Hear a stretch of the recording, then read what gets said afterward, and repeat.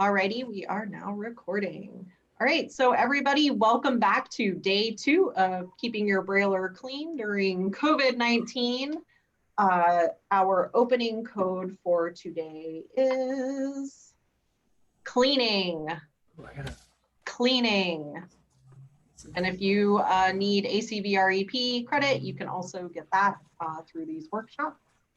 So make sure you write down that opening code and use that on the in-service form, and I will give you that link at the end of the webinar. So make sure that you all have your plates off. And you should have had them that way at the end. If you don't, go ahead and start getting those plates off, or the top plate off. I hope I'm saying that right. All the plates off. All the plates off. Get all the plates off. So make sure that is happening, that you're doing that now. As always, we have closed captioning available. There should be a closed captioning button on your Zoom menu bar at the bottom of your screen. So if you need closed captioning, you may do that. And thank you very much to Cindy for being our captioner today. And this session is being recorded and will be posted on our YouTube page. I sent out an email to the participants that were pre-registered, all of you, with a link to that playlist, and that is where all of the videos will be uploaded. So without further ado, Tim and Carl, Ancient City Braillers, take it away. All right, good afternoon. Hey everybody. My name's Carl Jacobson again. This is Tim Puck in the same place now. so excited. So hope you all are doing well, and some kind of thing came up there. I don't know what that is. Anyway, so we're going to go ahead and get started. If you still need a few minutes, that's fine. Again, we're recording these sessions, so if you have to go back later and to catch up, perfectly fine. And again, Andrea, just check in maybe every 15, 20 minutes, or if a very pertinent question pops up while we're talking, please let us know, and we'll get to it as soon as we can. So we have an officially naked Brailler with all the plates off. Last week we took the bottom plate off, the top plate, the back plate, front plate, and the apron. So I know there were a couple kinks with some getting small screws off and things like that. So hopefully you're able to work that out this week. If not, we'll try to help you all with that however we can towards the end of today's presentation. So today is all about cleaning, inspecting, looking for things, any foreign objects. And then after it's clean, nice and shiny, we will go ahead and put on the various oils and grease that goes onto the Brailler to keep it running nice and smooth. Tim, would you like to add anything? Sure. So last week we had a very brief discussion about the different things that we find in Braillers and what you may find. And so we thought it would be fun this week to play a game that's called Things Found in the Brailler. And so we have this whole big jar that we probably have to make bigger that we thought would be fun to share with you guys. Let's start. We have the basic pencil. And so we always have to remember most of this time is because students either get bored or it's because they really don't want to do their work. Because we stated kind of last week to where when we find things in Braillers or teachers complain about it, students drop things in these Braillers and we automatically think the worst and they're broken and everything else. When the actual case is, it was probably just a pencil, or what else do we have in here? A marker. I found this one over the summer, glow stick. You can see this pencil fits in the machine if all the plates were actually on. So very large things can fit inside. Magnet pieces. So this makes it fun because this will literally stick to the Brailler, as you can see there. And so I pulled this one out of a machine that it was shoved in like this and magnetized. And obviously, you know, the keys aren't going to go at that point. And when maybe a student is sharing a Brailler and not realizing that that's in there, and they're sitting there crunching on the keys, trying to really get through and practically break that piece, it's going to break the machine. We have had gross things. Now, most of these Carl himself has experienced. We've disposed of these things properly and disinfected properly, but You're welcome to read those off. These are not in the jar. Vomit, That happened. That really did happen. dead lizard,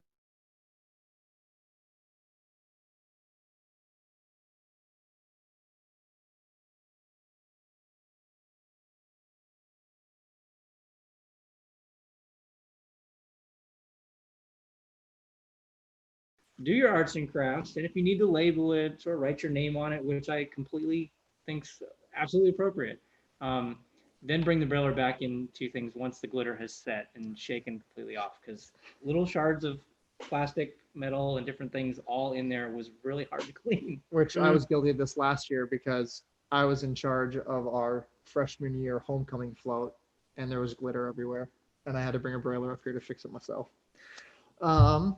Oh, mention that one. The slate and stylus, we talked about that last week. Yeah. And then my least favorite one is dead bugs, which mostly has been roaches. And when the roach dies and gets all crunchy and stuff, and Yeah. people hit keys, it like makes pieces of them.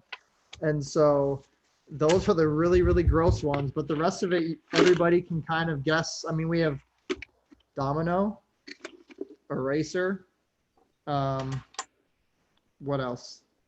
Streamers. Easter fluff. Anything you can think of, and especially when many times students have their Braillers at home. And so these are things that we've mostly found here among the FSDB campus, is that's what's being found. But we've taken them when kids are switching them out and have opened them up, and it's just like fur balls and lint balls, and it's kind of like of like lint and everything else, and we kind of always know that we're like, huh. But it kind of comes along with the territory. Absolutely. And so you kind of know also by the student, which I don't know if that's the best thing, but sometimes when a student hands you a Brailler and they're like, it's not working, you can go, it probably needs to be cleaned. And that's kind of what we also teach, is to make sure like proper care of your personal Brailler and Right. maintenance as well. So one of the things we can do to prevent a lot of the dust and that kind of stuff is definitely a cover. I think on APH, you can use them for quota funds to purchase them. So if you got a batch of Braillers in and they're working great and you want to keep them maintaining that way, 60, if you can grab one and show them if people don't know what they are, but it's like a faux leather cover, goes over, it kind of fits and contours all parts of the Brailler. And another thing too is you can also get a pad or some kind, and you can raise the Brailler off the table. That helps as well, kind of cushioning some of the blow and all the banging. So you can see this covers everything and keeps a lot of the dust out from that perspective. If you can't find these, a lint-free rag works well too. You can get these at a shop, kind of a shop store. Just kind of lay it over your Brailler with all the plates on. But this kind of segueing into actually cleaning, that's another thing too. Sometimes we clean the Braillers, and it's probably a good idea if you have a like a shop vac where you can reverse the nozzle to blow air through it. You can get a lot of this debris out of there, all the dust and grime. The can of air. Can air works as well. But if you need to step away from your Brailler, like we mentioned before, that time can be a premium on these things, go ahead and lay your rag over the top, just so, if you're doing it in the garage or anything like that, you're not fighting against the constant battle of dust. So, yeah, when we open this up and get to the naked Brailler, we're looking at all this stuff and checking for things. We use 3x5 cards to write down the serial number on the Braille number, or the serial number on the Braille writer, anything we notice possibly damaged, any really grimy, just things you can think of. So when you get through and clean this and you put it back together and you're like, it's still not working. Well, if it's really grimy, grime lies in lots of interesting places. So I'm gonna hand the snake cam over to Tim and we can point out different things. But you can even see underneath the, I gotta switch, excuse me.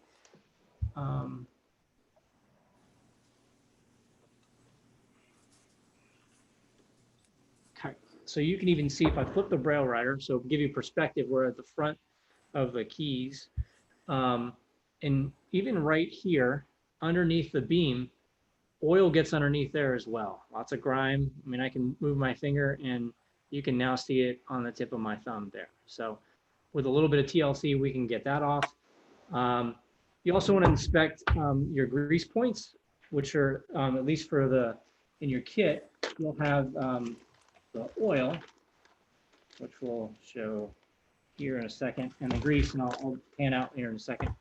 But you're going to put the grease in these areas by the keys, and a little goes a long way. So the grease only goes in these keys, and then, excuse me, down on the bottom, what do we call those? Those are the trunnions. Trunnions, good word. The trunnions there as well. But you can see the trunnions even have quite a bit of grease and grime in there as well. So removing some of those trouble spots there, we're going to go ahead and switch cameras and show you some of the cleaning products that we go ahead and use. And we'll switch back and forth, trying to keep it as consistent as possible. So what do we use to clean the Brailler? A rag is a perfectly good tool. Tim, you want to talk about those? So Carl briefly mentioned this last week, and it was a little bit after some people had already left. But things that we've really come across that we feel are very beneficial and work very well. And Carl keeps saying these lint-free red rags, like these are amazing. They're just mechanics rags. They wash really easily. They wash really nice. And another thing is that we kind of joke about, because it's more, we ordered these for the first time on our school accounts for Amazon, but we had to Google like gun cleaning kits, because in order for a gun to work, you don't want debris. Same thing with the Braille writer.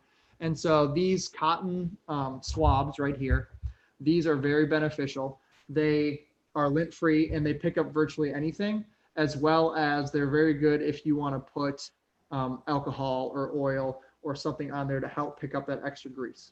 So that same spot where Carl just kind of ran his finger underneath the beam here, I can take this same cotton swab and do the same thing he just did and go like this, and I'm going to get that much grease from that little swipe right there. Mm-hmm. And so these things will pick up virtually everything. The ends do fray, but all they are is just cotton comes apart. But these are really beneficial for cleaning. They're small, they can wrap around tools, so, which I know we'll go over in a little bit, but if we're using even a simple Allen wrench, we can go ahead and just even wrap this around here and get down into the places. And we'll talk more in depth about those focal points in a little bit, but even if we want to do the beam again, I can get the whole beam and just pick up all that extra grime and wear. Another thing that we find very beneficial is long stemmed Q-tips. So we really like these as well, because it's the same thing. They come very compact. So the cotton on these is not like a one that we would use for our ear or anything like that. These are more so for those hard to reach places. This, again, Amazon gun cleaning Q-tips, and they come long stemmed. You can get in and really get into the machine. So especially like my big hands, I can't reach my fingers and everything into these areas. But after I soak this in alcohol, or I put some alcohol down in the machine, I can definitely get in there and scrub those areas. The back side where all these rails, and these are called the cams, are, being able to open up the cams by pressing down keys and running a Q-tip, and even those cotton patches through there is really beneficial, because when, in most terms, your most grimiest points are going to be your smallest ones. And so like I said, I don't have the smallest hands in the world to be able to sit there and like everything apart, but this is something that we found very beneficial. Do you want me to go into the tools like the special tools that we use for cleaning as well? The picks and things? Yeah. And so, again, $15 on Amazon. These dental picks. So here we have, this is like a adjusted 90-degree one. So if I grab our paper here, so we have that angle of one. We have a straight one. And then this same set, which if the brand's on it, it's not. It also has a straight 90-degree pick, as well as a 45-degree pick. And those are very good, to reach. So to put these cotton swabs on and to really go on and go through and pick at these small places is very beneficial to have these 4 tools. as well as gently in most cases, that if there's really thick grime or buildup, you can go through even with just the straight pick and go through and kind of lightly rub some grime and get things out. So a good example or place where this could be used, if we were to flip the Brailler over, a lot of times you get a lot of grime, again, underneath here, a lot of rust. You can go through and very gently kind of scrape, which I know we don't have the snake cam on, but like these little areas, scrape, come through here and scrape all this stuff out. And you also find you're good when things do get dropped in, like those pencils or softer plastics, you're going to see that you really have to get in and kind of scrape the stuff that's been imprinted into the Brailler away.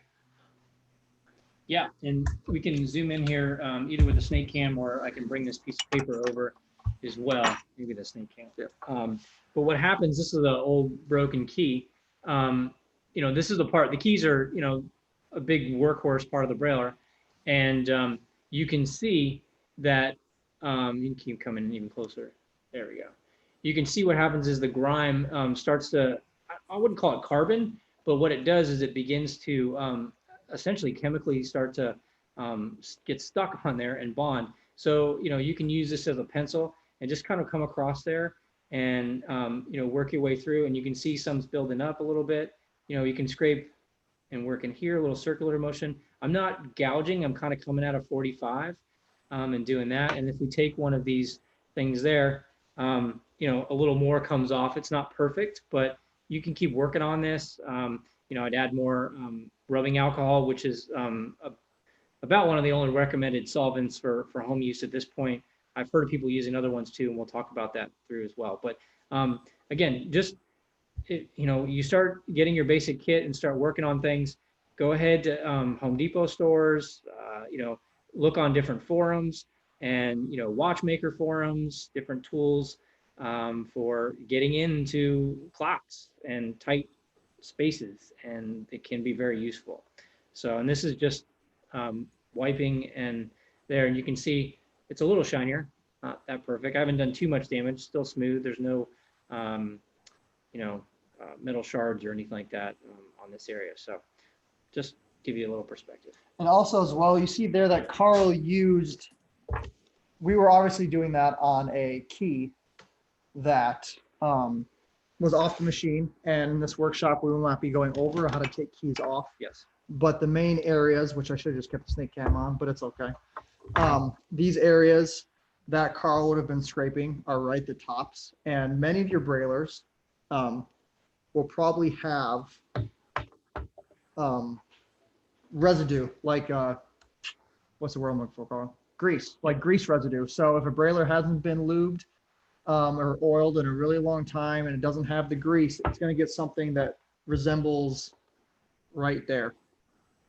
And so, and also within there, if we look at that, there's that little roller, which is actually attached. Yeah, and you can see there, so what happens is some of that grease starts to dry out over time, you know, and you may not open this Brailler for, it may never been opened. And so that stuff almost becomes like a paste and almost powder sometimes, and can start to flake off. So like here's a really, back it up a little bit. So there's a really dry spot. And so, and it turns in when it starts to mix, because when this lube comes out of the tube, it's clean, it's white. And when you are re-lubricating and going through, it should come out very white. Oh, and then this is open. So it should come out looking something like this. But when it goes through and those keys are starting to be used, it will eventually start to come out looking like that. And so, and that's kind of just wear and tear of the entire machine. Well, you can see here on this key, it looks like someone either may have applied some after the fact, or the lubricant has kind of oozed out the sides, but then you can see that the black area closer to the actual casting in the front plate, or the front assembly, excuse me, starting to change color there. We'll see if it's... So you can see night and day right there. And then go back to that key. Mm-hmm.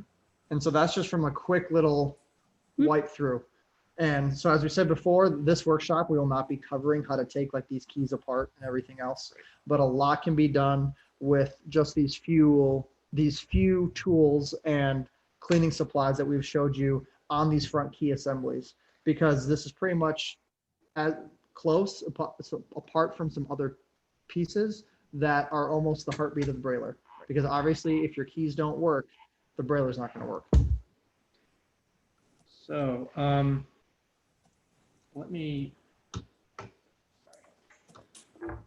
going to show you kind of those tools here. The first thing is, like we said, the rubbing alcohol. You can find that on Amazon, CVS. The highest percentage of alcohol you can get your hands on is the best. It evaporates quicker. You don't have to let it sit or use canned air or just wipe things down. But it's a good idea to try, if you can, when you're done cleaning, go back through with some kind of rag and wipe the Brailler and keep it as dry as possible. Because what happens is, when we've rushed through this a bunch of times, where we'll clean it and then we get right to putting all the lubrications on and things like that. And what happens is the grease and the alcohol start to mix, things aren't setting in the right places, we'll button it up, and then we'll either ship the Brailler out or we'll try it again, and it doesn't work because there's some piece of grime there, or solvent's great, but if it doesn't take everything out, it's still going to cause some issues. So moving forward, I hope you guys like ice cream, because we do. And so anybody who likes ice cream, you can get it in the small size. Portion control is pretty important. Just trying to work on my figure and everything. But so we just have one of these. You can see inside there's some grime on the bottom. It's okay, you can wipe it out, but for today's purposes, we're going to go ahead and pour some rubbing alcohol in. And the reason we do this and find containers that have a lid too, is because even at the end of the day, if there's still a little bit there, I'll put the lid on and I can use it over and over and over until it completely evaporates. One time we were working at your place, and it was different setup. We had a fan in there because it was getting warm. It was hot. And I mean, the alcohol was just evaporating. Like, we go put our brush in and then go work on stuff. And we're both using it, and we're like, man, you're using a lot of alcohol. I'm guilty of just literally taking this stuff and going, woo, and putting it everywhere. When COVID and everything first came about, and everybody was buying alcohol of any percentage, we were hurting, and we had this bottle like this filled with 90%, which, sidebar, you come over. I personally, with this bottle, sorry. And for those that need description, this bottle is a small, you'd find these in like a science lab. I probably snuck one out of a lab that was maybe headed toward the trash. But it's got almost like a small pipe end hole in the top that's no bigger than a pinhole.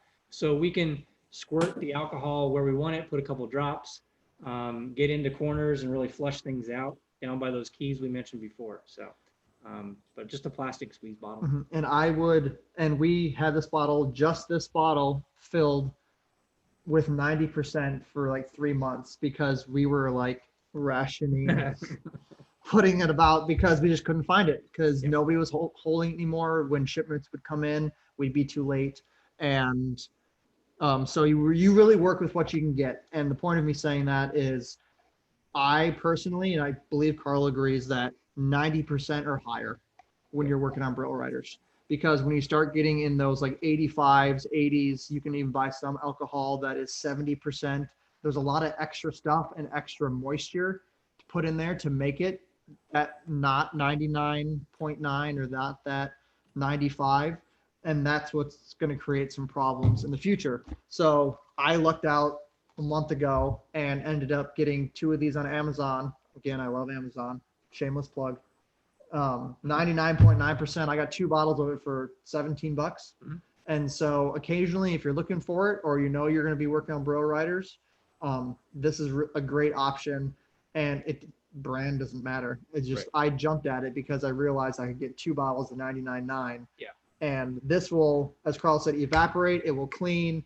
It will go really quick, and it helps us out a lot, and will help you out a lot if you can get your hands on this liquid gold. For sure. So put it in a little container, just helps, or you can squeeze it on. Also, with solvents, and you can try to get creative. I've heard of people using, paint thinners, mineral spirits. Again, safety is very important. I've been, for lack of a better term, burned in small, closed, confined spaces, and you're like, what the heck is going on? So fans, ventilation, that kind of stuff. The reason I like rubbing alcohol, especially since we do a lot of our work, full disclosure, like we mentioned before, we do work at the School for the Deaf and Blind in St. Augustine. And so alcohols, it is flammable, but it's not to the extent of some of these other solvents. And so, but with that said, know yourself, wear your proper PPE and all of that. So I want to keep you guys safe too. So you can see it's kind of muddy right now because we had some debris down there. Totally fine, still works. So I've got these brushes you can get at Michael's or Dad, Grandpa's old brush, whatever. Kind of get it in there, soak it really good. And what you're going to do is I try to usually start at the top. Some of your kits may also have a basin, like a tub. So that could be another thing too. You could put the alcohol down there or solvent, whatever you're using, in there and kind of dab and kind of bring it up to the top, let it fall down. So I start up at the top and, just work back and forth. I'm really just painting this stuff on. I'm scrubbing as well with the brush, especially in gritty areas, things on the sides, anything attached to the frame or another assembly, i.e. the keys or the cams in the back as well. You're really going to want to get in there. Manipulate the Brailler, turn it upside down, use your cradle to hold it as well. Sometimes these bristles do come off, so just be mindful of that. You can move the embossing head over and then move on side to sides within the beam itself. Again, going across very gingerly, not really worried about, the alcohol is not going to hurt the metal. And then you can, I don't know if you can see in here, I'll switch as well. And Tim, the snake cam might actually work a little better in this case. And we can pan out as well. So you can see I'm manipulating the drum here using the knobs are turning here. There's my hand. And what we're doing is what we're exposing is there's a spring that encompasses the center shaft of the actual drum. And so we're getting in there and I'm just scrubbing away, going back, looking for things, maneuvering springs, sprockets, anything I can even lift the top part of the drum that actually, the clamp that clamps the paper. You can get in there. Actually, a lot, this part here, if you see, it's usually there's a strip of, if you feel just underneath that clamp, it almost feels like really worn sandpaper, and it is technically sandpaper tape that they use. But what they do is what happens over time. Ooh, I can breathe in right now. So don't do that. You can get in there and as well. And actually, sometimes when you roll the paper in and it doesn't grip as well, this probably needs to be cleaned. And then, you can see you don't want to saturate it too much. Get in there, get out. The chain up here, I'm going to go dab some more and then work my way down to the keys. So you can see that grime we addressed before, but even if I just get in there with the brush, see if I can hopefully show a night and day. I'm using one hand here, but so with the brush that Carl's using, that's like just a normal paintbrush. We also do have these brushes, Carl, so you can show this one real quick. Yep. So we have these they're gun cleaning brushes, but they're double-sided. They hold alcohol really well. That small side right there, if we go back to that key that Carl was at, so if I get this a little, put some alcohol on that and do the key next door right here and get in here, I can really get in there and really clean all that even out. Underneath. And so that gun brush is made out of plastic. It's two-sided. There's a small, almost looks like a toothbrush on steroids. Which we've also seen people use toothbrushes. Yes. So old toothbrushes. But the toothbrush bristles are made for teeth. Yes. These brushes right here, they are hard plastic bristles or bristles. I'm sorry. You like your bristles? I love my bristles, hard and plasticky. Unlike the paintbrush Carl was using before, to where that's just going to be a paintbrush, those plastic bristles. These are actually soft plastic bristles that will be able to hold more grime, as well as be able to take kind of the punishment that you're really going to put on it. So you can see when the keys are up and not in use, they have little secrets of grime inside. So when you push down on one of the keys, you can get in there. You can see we need to get that out too. So we're going to get in there with the brush and kind of gingerly turn. But you can see this side is very wide, so it does push on the key. So just be careful. Look at that. And pause, Carl. And that piece of grime is what Carl just scrubbed off. and you can see right there, actually right there, picking up with the teeth. Man, I love the snake handle. Look at this. Actually. It's like. And so at that point too, I can even get in with a pick, and I got a little more room, and I'm trying to do this through the camera, which is Look hard. at the camera. So you can now see I grabbed that, some nice grime. Kind of looks like a weird earwax video. And so we can get scraping there a little bit. I can come in here, kind of maneuver stuff, whatever you need to do. And another one too, the small paintbrush. You can see this one's been well worn. Normally they have nice bristles that are stiff and stick out, but this one we used a lot. So that one, same thing, dip in alcohol. And now I'm going to get in there and I can, maneuver. Be careful. I have a tendency of flicking this grime and alcohol back up into my eyes. So you may want to wear some eye protection. Regular glasses are probably fine, but if you're overcautious, that's fine too. So, here we are spending a little bit of time. It's not bad. We can look on both sides. There's some grime back here. I'll get in there. And something as we're going through here and doing this, you can kind of see everything he's rubbing off is kind of starting to spread. The alcohol's getting in there. You can take one of those cotton patches or Q-tips or your cleaning rag, whatever you're doing, and go through and wipe it. And then you can see that reflection difference. And then also when looking at what I just pulled off of it. And so it's kind of like using that pick and everything else. It's breaking it down, scrubbing it, going back through, and making sure that you're kind of just counting your paces and making sure that you're not going to miss anything. Right. If you pan out, I don't know if you can see on the table, we're getting some alcohol running off, and that's with dipping the brush maybe 5 to 10 times. So you can put the rag underneath, but I wouldn't do this on your nice fancy dining room table.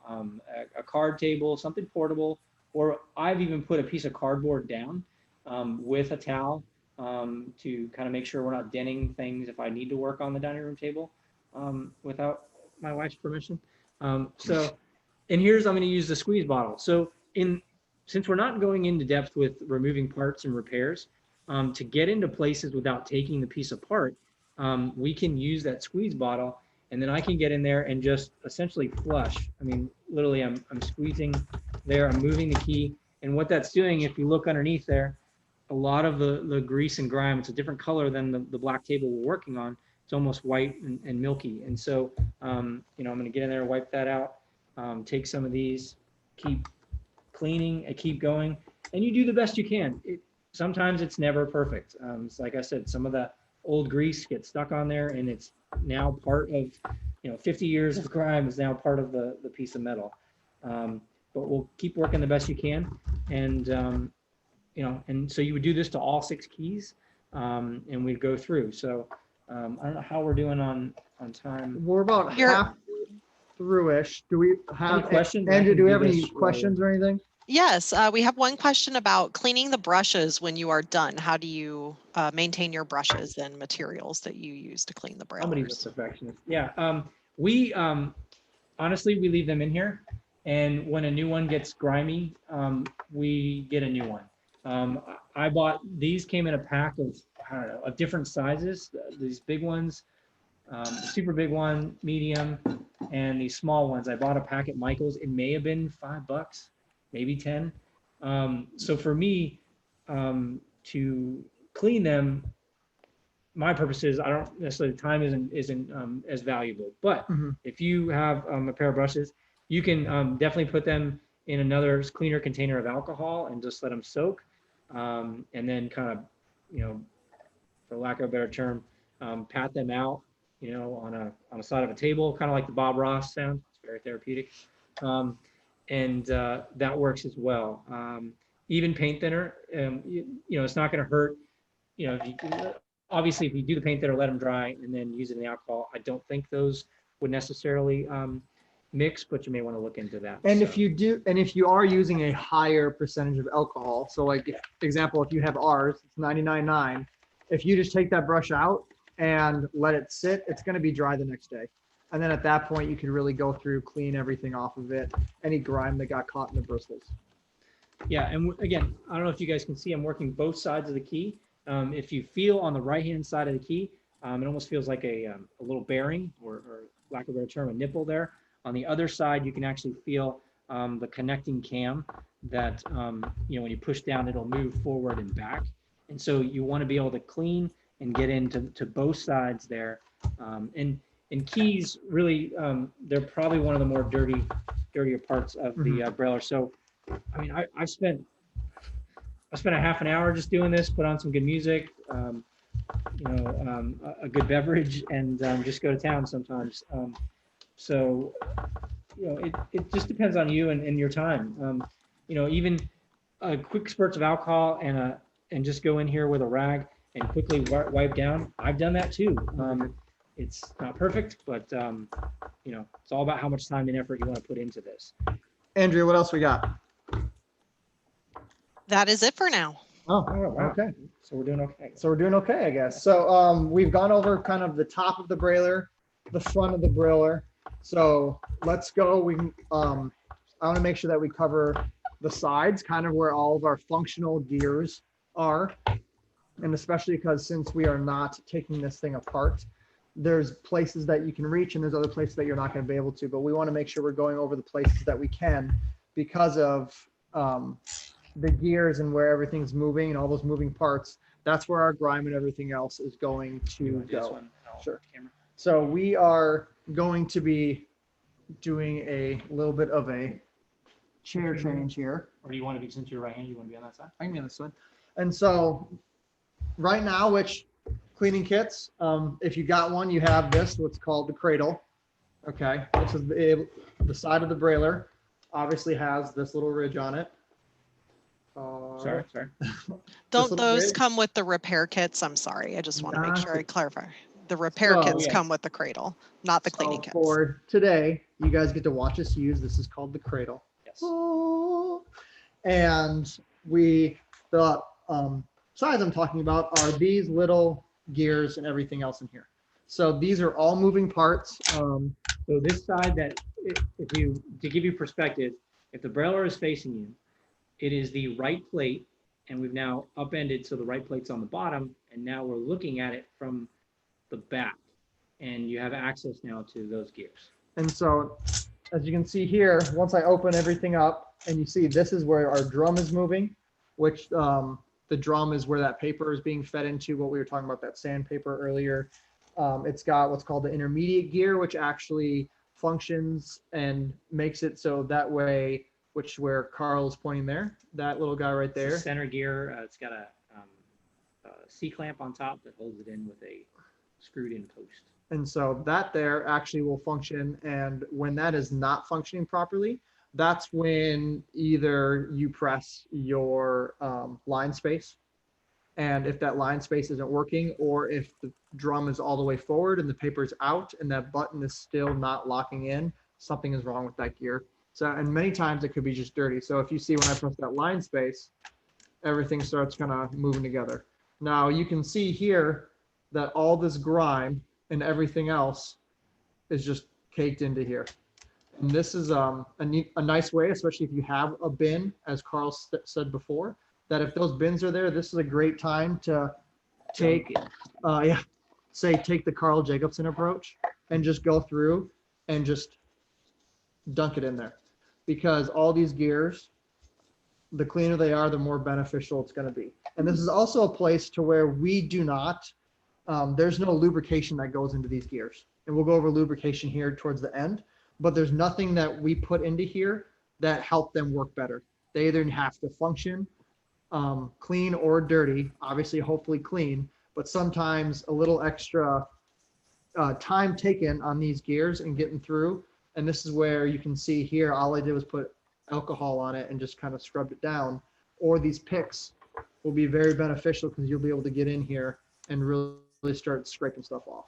And so when we use the alcohol and clean, what's nice about it, because it's not messing with anything, you have a lot of freedom to get in there, take your time, bathe. Literally, I mean, I can't think of a part of the Brailler you can't dip in alcohol or clean.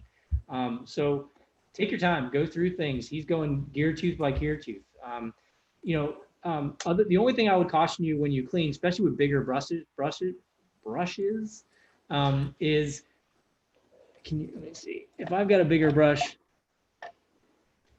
and I'm in here going to town in this area, I want to be mindful that I don't pop off any of these springs, okay? So, and that's where when you first open those plates, take the time to kind of examine things and understand the function and what looks normal and what doesn't. There's a spring that connects the beam on the right side and the left, and it's both on both sides there. So just be mindful of tiny parts that you think may get knocked off from that perspective. So. And this is, as Carl said, we're on the right plate and the back of the Brailler is facing us.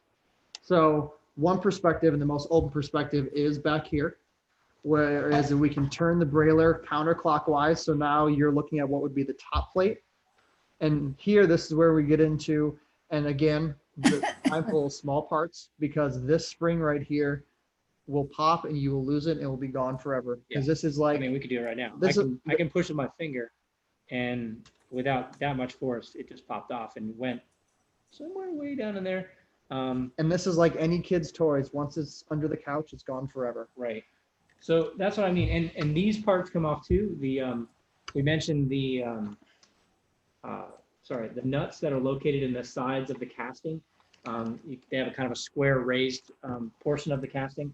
And just kind of what I do is run my finger through. I know some of y'all, most of you probably don't have access to the packing grease yet. But if that is something one of y'all buys and you're able to communicate and share it, it goes a long way. But anyway, so just check the nuts and make sure they're all in the right spot. Kind of push them down. If you flip them over, obviously gravity is not always our friend, so it can tug on these nuts and tug on these nuts and they'll fall down as well. So if you see one or hear a sound like a clink, kind of inspect, probably starting from the top and work your way down as to where it came from. So you can see he's putting the spring on now. And in the repair kits, there is a tool for that.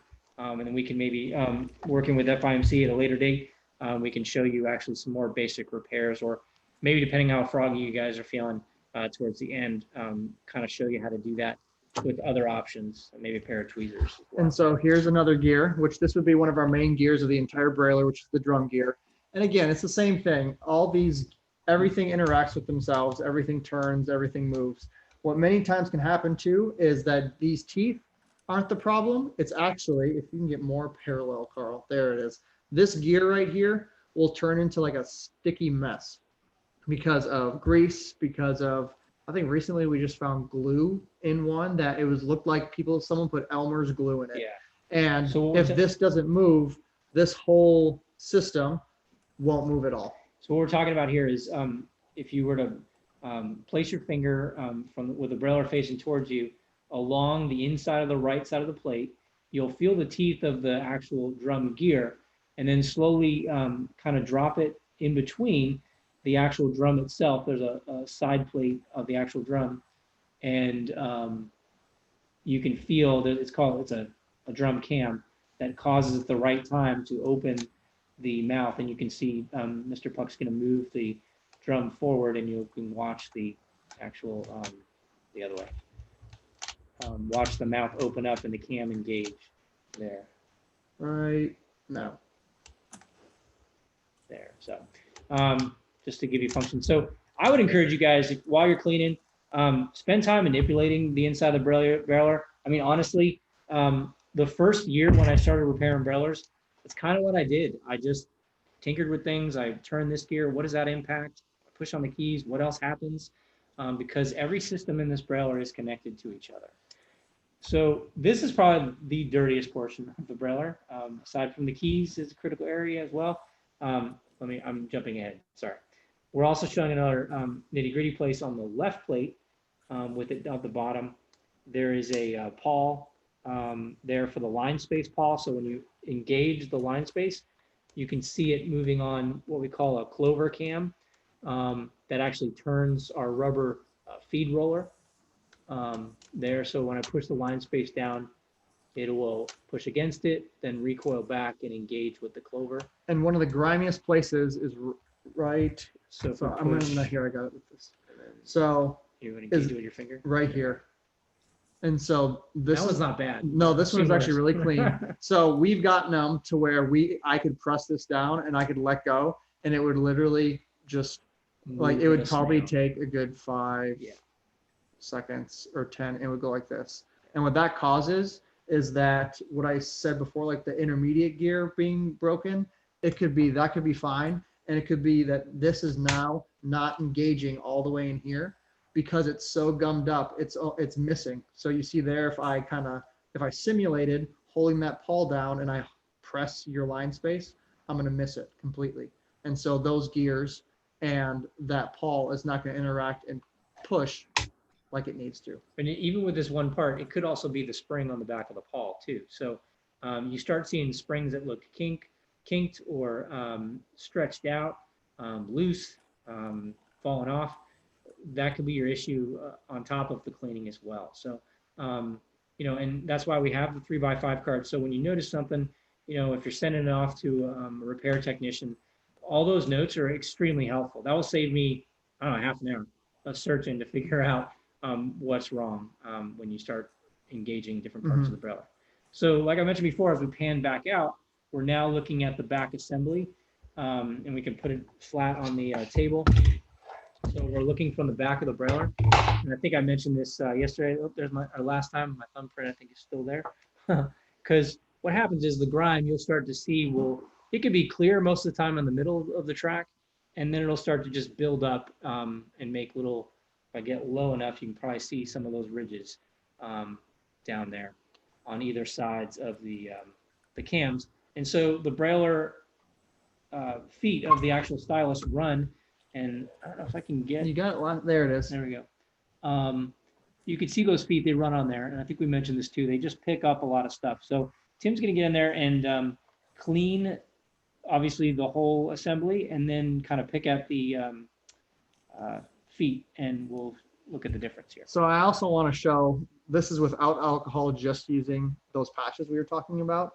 If I come across here and just the difference in the grime and the grossness, and then even if you look at these cams, they look pretty good. That's not too bad, but we still want to make sure that this is probably another one where I'm definitely gonna use Carl's technique, and I'm gonna drown this entire assembly.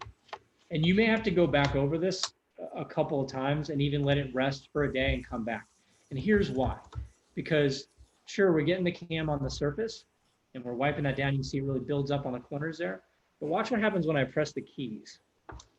And you can now see there's grime in between each one of those cams as I've let me pan out. I'm literally have my whole hand pressing all 6 keys here. And so he's going to get in there. Oh, you got 2 hands this way. And so he's going back and forth. And so if I were to come in, you can see a lot of that grime is starting to get away. And then there's a track towards the back here as well. We might want to get underneath there. If you look at the back of the stylus or the assembly unit, you can see it rest on kind of hooks. If I can get it there. There you go. Hooks on this thin piece of metal there. So be careful. There are some of the springs can catch you. Some of the pieces of metal, if you're rubbing real fast, I've kind of sliced my finger. So just be mindful of where your hands are at all times. But you can see he's done a couple passes with that, and we've already picked up quite a bit. And it didn't take that long, like I said. And he's bringing, trying different tools, a little more force now with the toothbrush.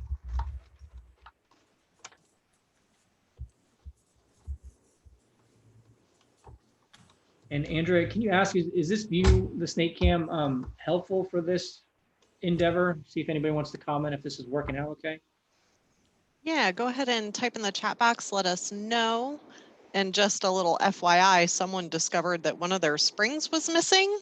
Okay. So if you want to address that later. Yeah. So you can see the before, the grime was really caked on there. And now some of the shiny parts are coming out. So, are starting to show when we put light on there. It's I'm getting that the camera view is helpful. Thank you. Good. You guys are such a wonderful audience. Aren't they great? Participants. You're not just hanging out. A lot of you guys, hopefully you all have Braillers in front of you. Oh, So it broke. it broke. Yeah, so he's taken that in there. And this is all the important part about, especially back here, where my fingers are touching those long cams. This is definitely where you don't want to be like scraping. Yeah. Because this is the track that these stylus feet run on, that in turn, when I press, are lifted up. And so what works for me in this technique is to take a very large brush, and it's absolutely saturated, and you just get in there and you go left and right, keep going left and right, I mean, all day long, and that's pretty good. And this would be a cleaning that we would do. This Brailler was, I mean, it was pretty dirty in the first place. But there are times to where we've come through and we can't even press this. When we press the keys, you literally see them seize like this because it's so dirty. And when that happens, we have to go through and actually take the back of the carriage plate off and take every single individual stylus out, as well as there are very tiny on newer versions of Brailler, tiny yes. springs on top of the tiny springs on top, but there's flat washers between each stylus. And so those, it's just another whole area to collect grime, to collect all this debris. And what also in a Brailler that has been used and abused is the plate in which goes up and down when you press keys, and what goes into the embossing head. That I've worked on a few Braillers recently that head is stuck down because it is so grimy, because all it is a plate sitting on screws, sitting on air. And so all that debris that I just wiped off, if you can imagine, and knowing that everything I just wiped off on this back cam assembly is inside your carriage. Yeah, eventually, I mean, if I see grime down there, 9 times out of 10, it's probably up inside the actual housing there. So I've done this, I've taken alcohol and started at the top and squeezed and, let it drip down there, trying to find little holes and entryways, anything I can to get in there, work the Brailler side to side with the actual head. And then look, and you can still see. and this is just from flushing. Yeah. So that wasn't there before. And so when Carl was able to flush out the top of the carriage, that all just fell out of it. Yeah. So, and it takes time. And, the best way, obviously, to take this out, it is cumbersome. I don't want to get into that today. So I would avoid this. But you can still do a lot of good by cleaning all these cams and without having to move that back plate of the stylus assembly. Which we would not suggest to do. Yeah. We're not suggesting that at this time. Don't do that. About how long would it take you to clean a Brailler? I guess it depends on how dirty it is, or if we were to so like our overall cleaning, so we get a Brailler, we always fully clean it and we fully repair it with any repair that it needs. It's hard to specify a length of time in which it would take, just because all Braillers are different. It just depends on if there's something in it, if things are bent, if we can kind of adjust things, if there's hair in it. Yeah, I mean, in the early days when my repair knowledge was not was at the beginning stages where you guys are now, I felt more comfortable if I allotted 2 hours of time, just because you got to take all the plates off, examine things, pull things apart. That's really excessive. I suppose now cleaning it, we probably can do it in anywhere from 15 minutes to a half an hour, probably. A really good thorough job going through that. So if that gives you a perspective. So, Yes, thank you. very well. So we've kind of come up on our hour, and last week we realized that we were going through and we kind of went into some of our question and answer time. And so it is 5 o'clock now, so I want to make sure we use our full allotted half hour to go through, and Carl just gave me a look. I did. So One last thing. he's got one Just last thing. cleaning. We started with generally on the side and top, but you can flip the Brailler over and have access to all these cams that are connected to pins and the keys that we addressed earlier. And it's perfectly fine to run, your alcohol and brush along these areas, getting into that trunnion that we mentioned before on either side that has a lot of grime. You can pick them up with your finger. If it looks like it's a wheel and it should move, probably should be moving. So if it's got a lot of grime, get in there and make sure it's free to move. That's all I wanted to say. So we want to have this last part here for you guys. Any questions? We can go back and look at other cleanings. Anything you're seeing in your Brailler that maybe we can help with virtually. So take it away, Miss Andrea. Any comments you're seeing? Well, the first one was on that missing spring, and that was Bobby. Okay. Which spring? Yeah. She is unmuting herself and getting ready to answer. Cool beans. It is on the, let me get back. Got to flip it all around again. Yeah, I got my pointer finger out. I'm moving it side to side. Just tell me where I need to stop. No, I'm just kidding.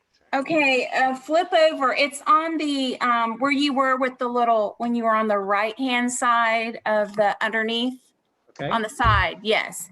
Where the little, Keep turning it. when you had the smaller camera in there and it was the wheels. Yes, ma'am. So if you're lifting,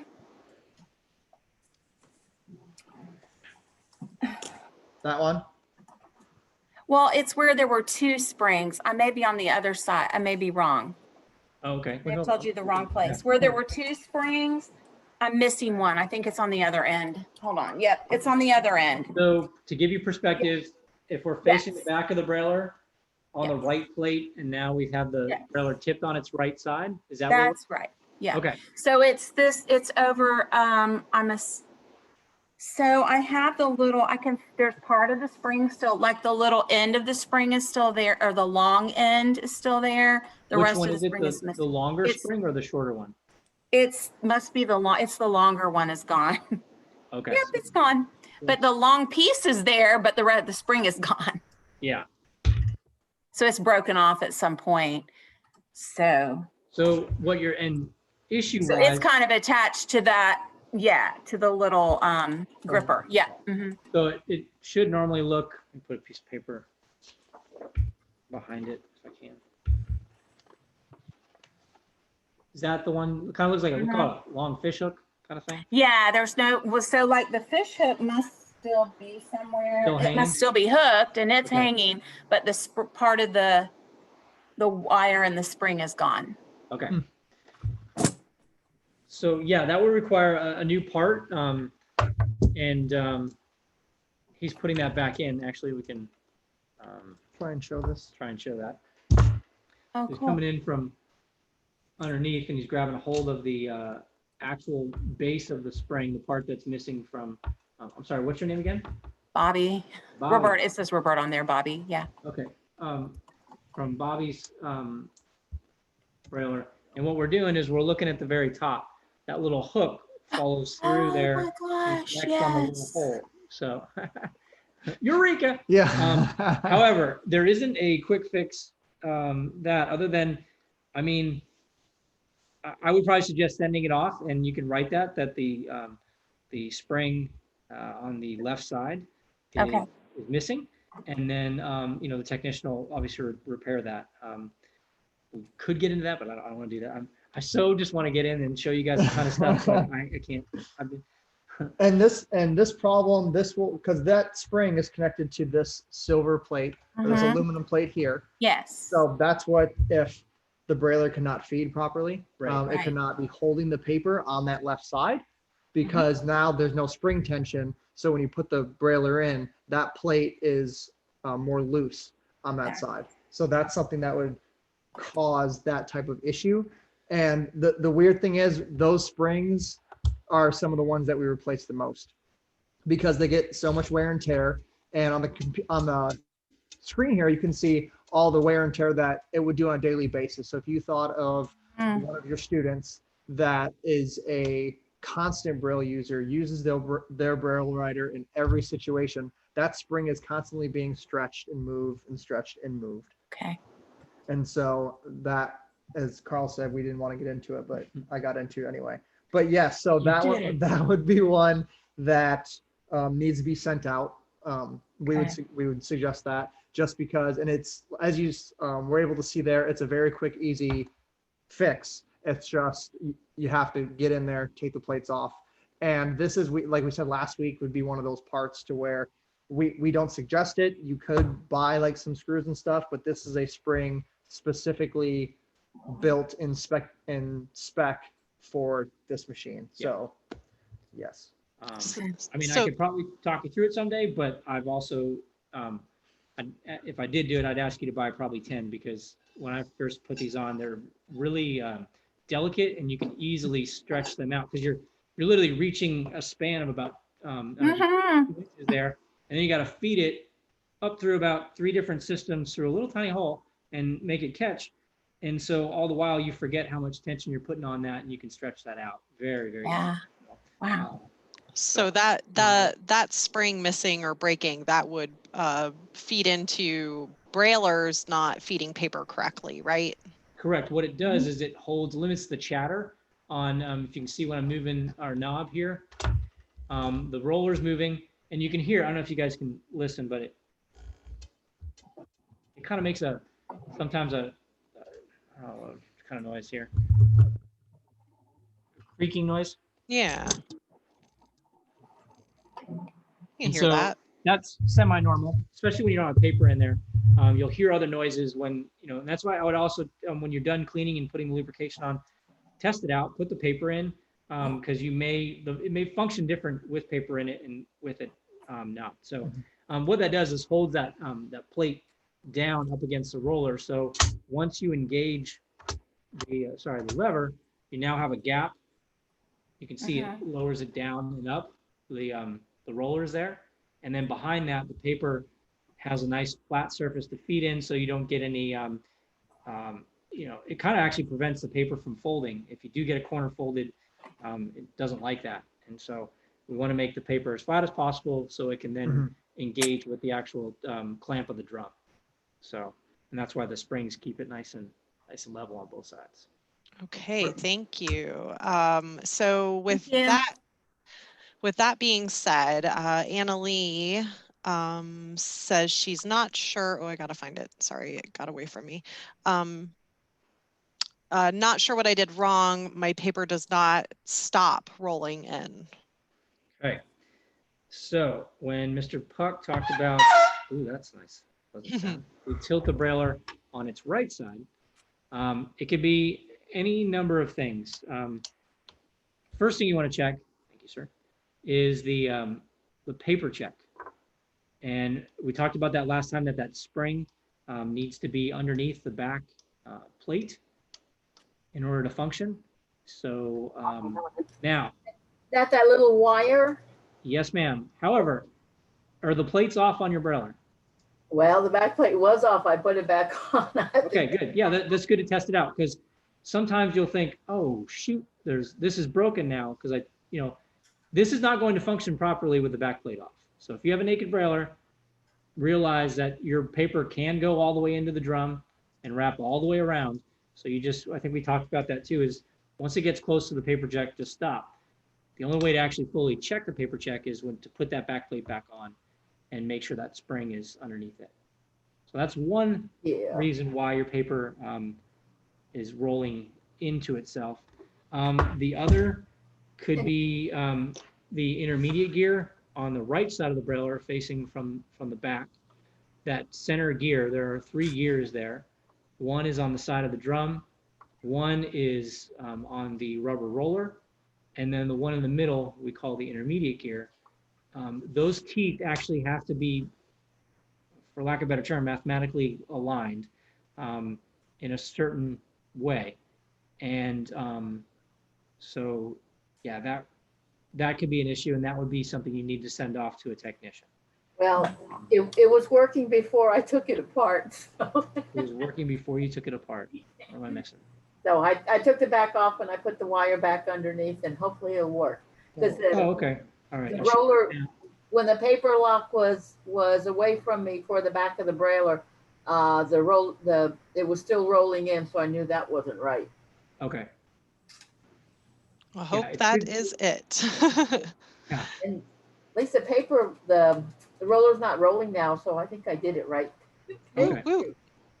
Yay. Yeah, you should, when you push that in, and you should go all the way up, and it should lock in when that's down. So. Okay, fantastic. Thank you. We had a comment from Karen Walker, not sure what part I cleaned. That made it work, but my Brailler is running smoothly again without sticking. Woohoo! That's awesome. Kiss your brain, and way to go, Carl and Tim, for teaching people how to clean their Braillers so they work properly. And Hard to worry, this was a big fail. and Brandy Bennett had commented when you guys were talking about the paper not feeding correctly that she has a few that aren't feeding correctly. So hopefully this gives her an idea of what could be wrong. Okay. And then Miriam Dixon says the washer is missing from the screw on the embossing head lever. Is this important? Do I need extra washers? Yeah, so the carriage lever here, is that what you're referring to? And Miriam, you can unmute too if you would like. The washer in the middle there? Yes, the one on the top. Yeah.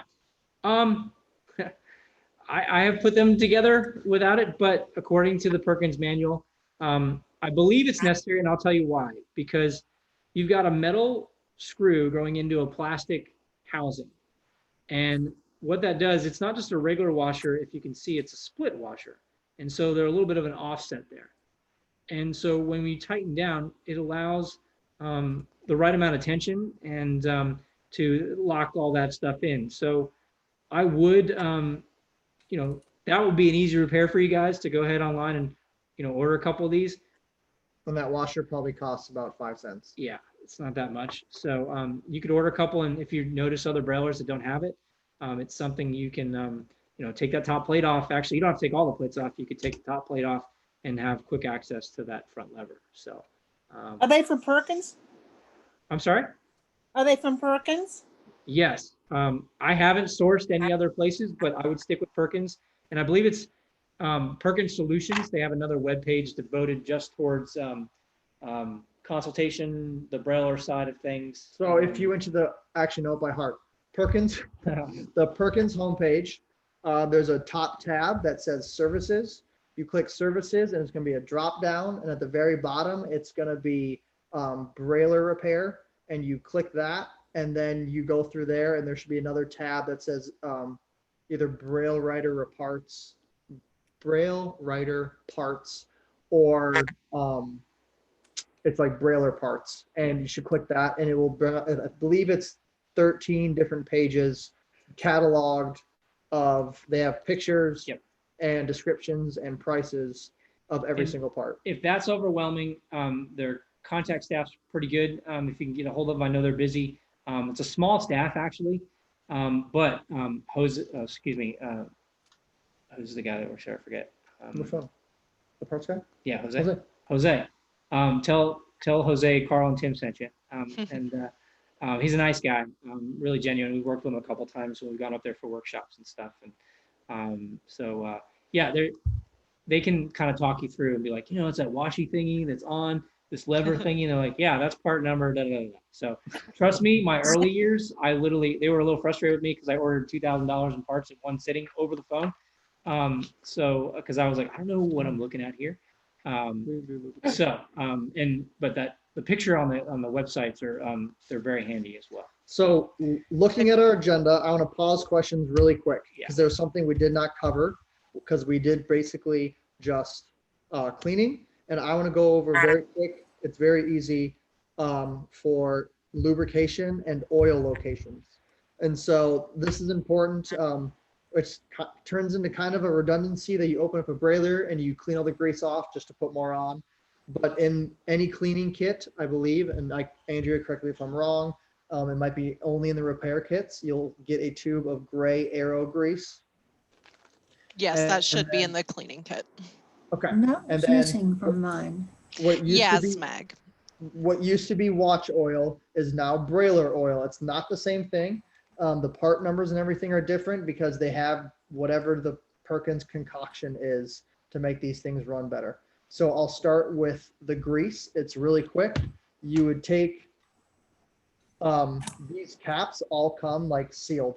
And so here I've taken just like a needle or a paper clip and poked a hole in that because you wanted to keep it small, because a little bit of this goes a really long way.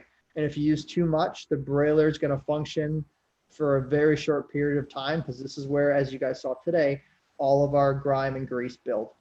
And so we'll start with the front of the brailler. So our keys need it. So main place for our keys. And I literally go down the line and I hit all these little, right above these wheels. And I go through and I just do one quick little, Whoa, way too much. that was what not to do, everybody. Sorry, I've been working out a lot lately, and but you can see what happens now. I over grease that, and that's what it looks like already. So everyone's like, "Oh, more! It's gonna work." No, Less is best. less is best. And so, and then the other place that you can do, and I'll try Can we and do do it, it tough guy? slower this time, is press the key down, and then over the top of it.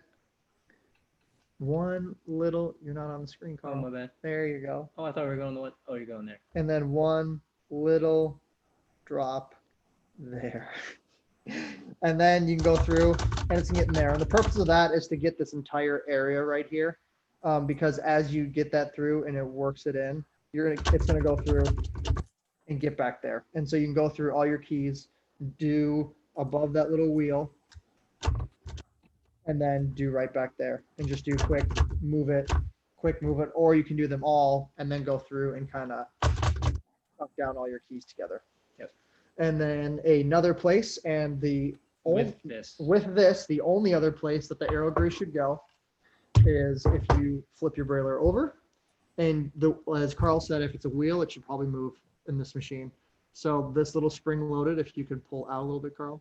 Oh, yeah, sorry. And is right here.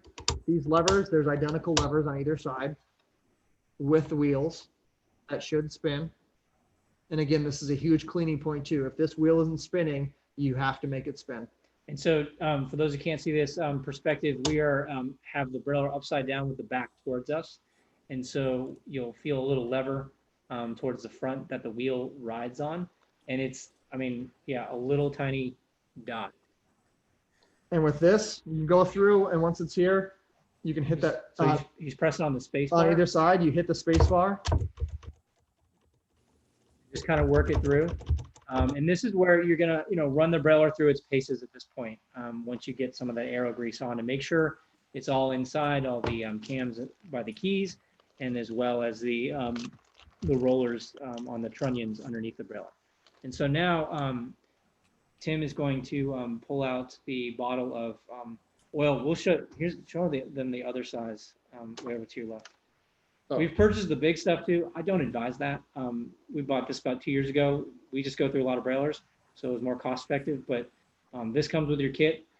I think I had that for, I don't know, a good 3 years, and that's running probably about 40 to 50 brailers a year at the minimum. So if you're doing a couple, the small is better, because I think oil has a shelf life too. So And so when we're brailing, and we're really going through a lot of brailers, I know we go It's like through. This is like I don't even know. So That came with my kit too. we're commenting on why Oh, this is so sorry. gross and it's brand new. Some kind of particulates inside the oil. And so it does come with a squeeze top Yeah. like this. And it also comes with a sealing top, which so it's just you screw on and screw off the squeeze top and put that little black cap back on it. And I would put, any of your lubricants, I always store in a separate Ziploc bag just to keep it from getting everywhere in the rest of your kit. So we usually put that inside some kind of cup So yeah, with so a small paintbrush. we go through here, and instead of doing what I did with the aero grease and muscle squeezing stuff out of it, this stuff will truly leak everywhere. And so we have it right now in this cute little teacup sitting on our table. We're gonna flip the reel. And Well, actually, manual does not say. I know. So we go through here. Sorry, we're having Having a stat. employee conundrum right now. We use our little paintbrush. This one is actually curved from just sitting in our cup, but it actually worked out better. And we want to go through and we need to lubricate these back cams. So back here, and you can kind of just, I always just go through and kind of do a little bit of a back and forth and run my finger lightly across it because that's going to lubricate it. Because once we've cleaned it with alcohol and taken grease and stuff off, a dry machine isn't going to work. Right.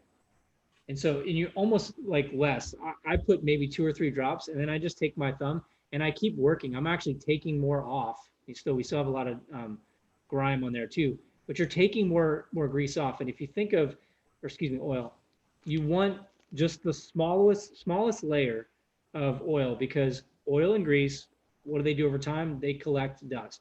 And so we're playing the time game. We have to try to keep dust out of the machine and keep the lubricant as active as possible. Mm-hmm. So, And for this example, I put on too much, but I wanted to make sure that you guys were able to see. And you can see that obviously this wasn't fully cleaned because as we're doing that, yeah, I'm pulling off all that extra grime. and if that happens, take a rag, go back over, wipe it off. And, you know, sometimes that may be good, you know, and just go back with your greasy thumb, push it through, make sure it doesn't feel dry.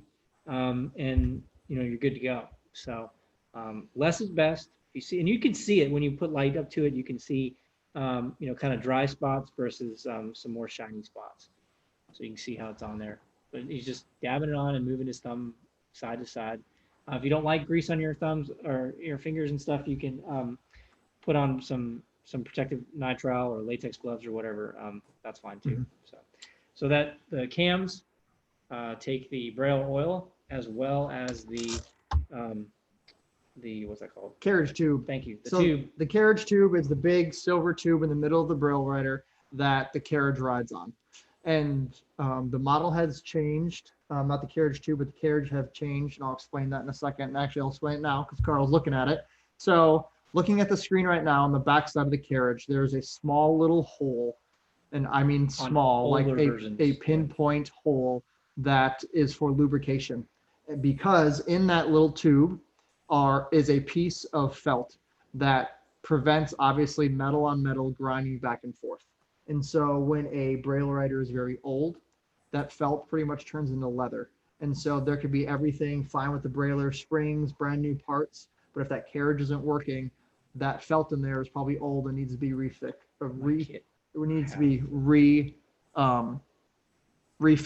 Yep. And that's a major repair because we have to take a lot of things out. We'll show you a comparison of, in my kit, I've got in a baggie, yeah, I think so, an old piece of felt and a new felt, so you can see the difference somewhere.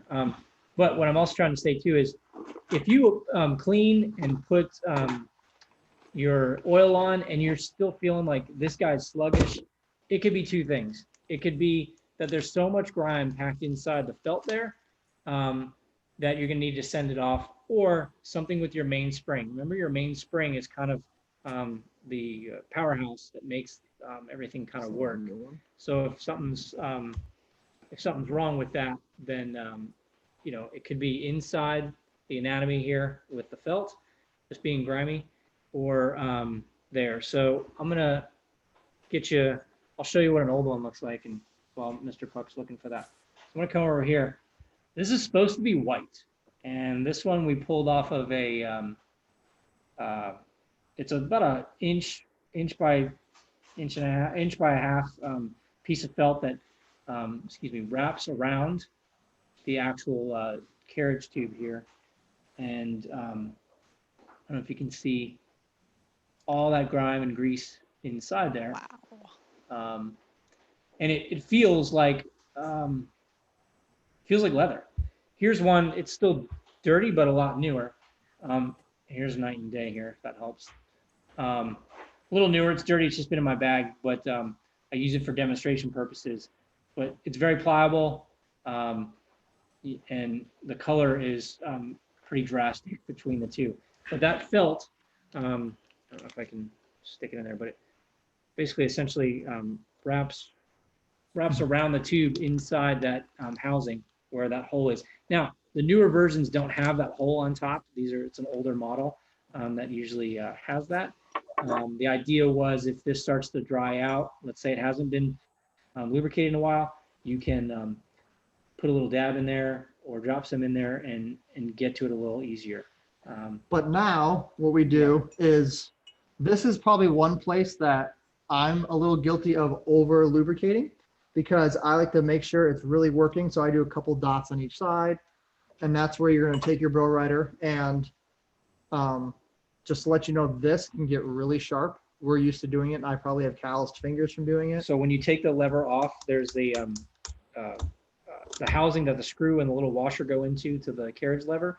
That can get sharp. So you actually can take that off if that's bothersome to you. Our thumbs get calluses, but you can actually sort of rest it on there, and it should reach. It might be able to reach a little bit, and then. But you go may have back to and forth screw and just work it. So you just move in the carriage head left and right. And you should be able to, if everything's working, engage your space bar, and it should move and not slow down. If it starts to slow down by half over here, you could have chain issues. You could have a mainspring issue as well. So those, again, are things that you want to just be mindful of, that you might need to box up and send off to a technician. So. All right, we have about 4 minutes left, and I had a question, if that's okay to ask now. Yep. All right, so Hallie and Bobby both had a tiny square nut fall out of somewhere, and they can't figure out where they go. Okay, so you said the nuts, is that right? They're either on the side plates in these housings. So check the side plates. They could also be, remember we have on older versions, we have the small one that fits here, but on newer versions, you have the chain check. And then they should be one on the front assembly there as well. So these are the nuts. These are two different sizes as well. You have the big one or the small one? Okay.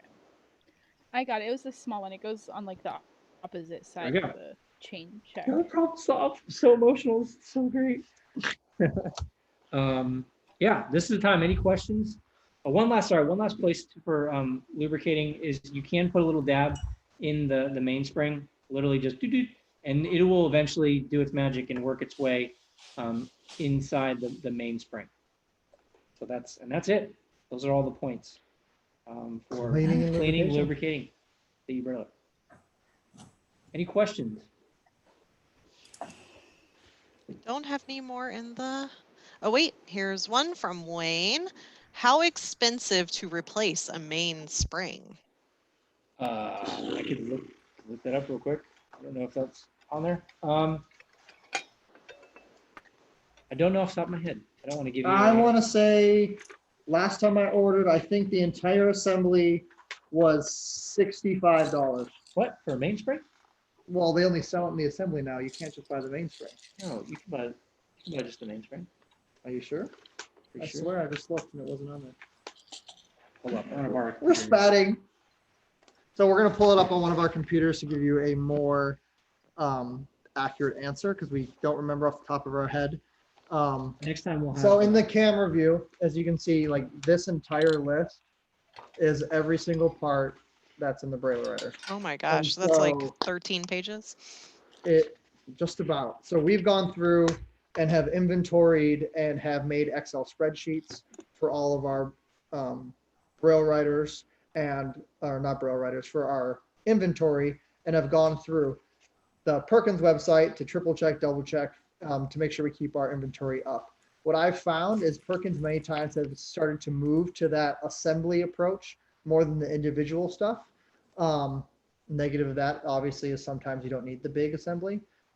Positive is many times it's almost more beneficial in a machine like this that needs to be working like a Swiss clock to replace entire assemblies. So when some of those little springs that we talked about tonight pop out, we'll look at the other side and we will replace the left and right spring.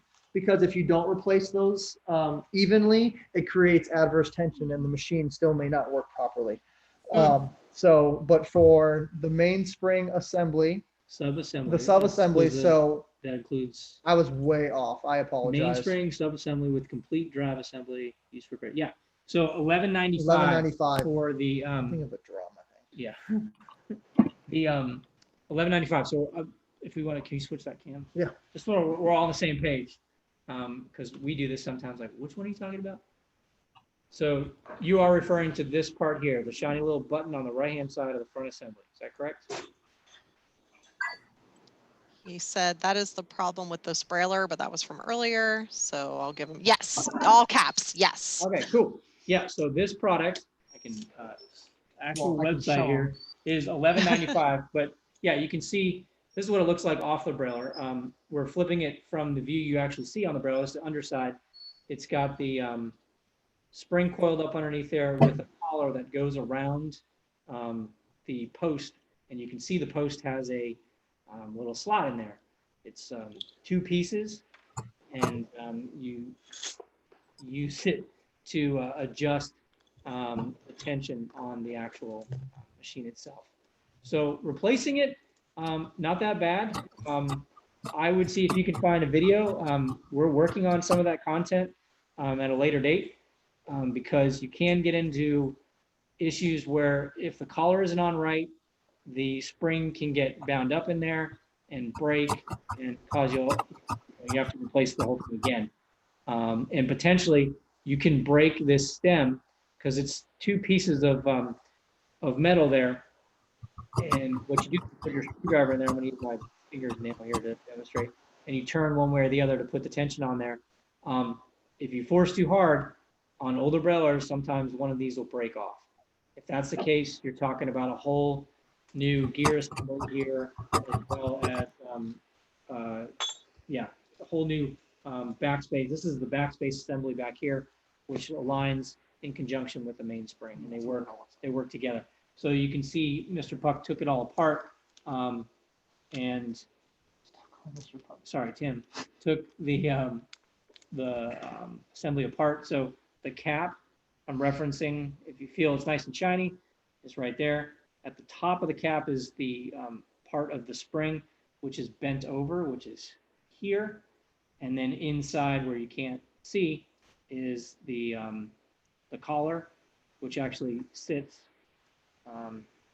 inside. But you can see this guy, he's been manipulated, and that's why we have him over in our spare part section, because it should look a lot prettier than that. So we probably tried to salvage it and didn't work very well. Because what happens is, if you can put that in there, what it does is the spring will slip out of that collar, and then it just no longer works anymore. Okay. So the end All of this. right. Anyway, I'm talking too much. Next question. It says, thanks, that helps a lot. So I should order a gross of them. That's what Wayne's response was. Okay. And we are at 5:33. So I am going to give you all, oh, wait, hold on. Meg says the grease was in a separate bag with the oil. I just couldn't tell that it was in the picture. Okay, perfect. I'm glad you have everything, Meg. That's awesome. Fantastic. I muted you. I couldn't figure out where the noise was coming from, so I just started muting people. So sorry. But I see you're in the chat box. You're still muted, Meg, so we can't hear you. But while Meg is getting unmuted, I want to give everybody the closing code, which is GUNK, G-U-N-K, GUNK. And I'm putting the in-service credit form in the chat box, and we will be sending out an overall survey of all 4 sessions on the during the very last session. So that's when you will leave your feedback for Tim and Carl and for FIMC, and we share that information with the state. So again, the closing code was GUNK, and I put the in-service form in the chat box, and I'm going to stop recording.